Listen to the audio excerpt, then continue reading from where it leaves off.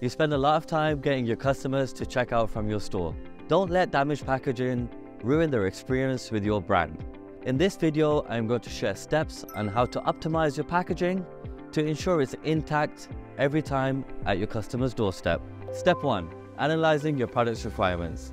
Each product is unique and has its own special requirements for packaging. Does it need to be kept fresh? Is it fragile? Or is it an unusual shape? Step 2. Choose your packaging material wisely.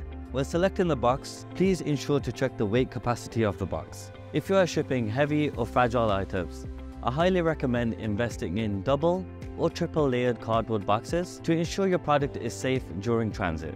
For items that have no fixed shape or are non-fragile, like t-shirts, you can package them in polymailer bags with some packaging tissue. Lastly, if your product is going to be affected by dirt or wet conditions, I suggest putting the product in a plastic bag within the box itself. Step 3. Leave no empty space, but do not overfill. Having insufficient filler material can cause your product to be tossed around while in transit. This can cause heavy damage to your product. Plus, using a box that's too big for your product can have a huge strain on our environment. On the other hand, using an overfilled box can actually burst while in transit. As a general rule of thumb, please use the 2-inch cushion method. Step 4.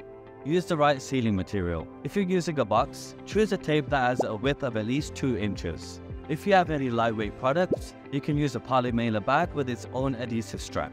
Step 5. Seal your box with the H-shaping method. This helps the box flaps from accidentally opening up while in transit to your customers. The heavier the box, the more tape needed to secure your package. If you found these tips helpful, don't forget to hit the subscribe button and stay tuned for more shipping and business tips.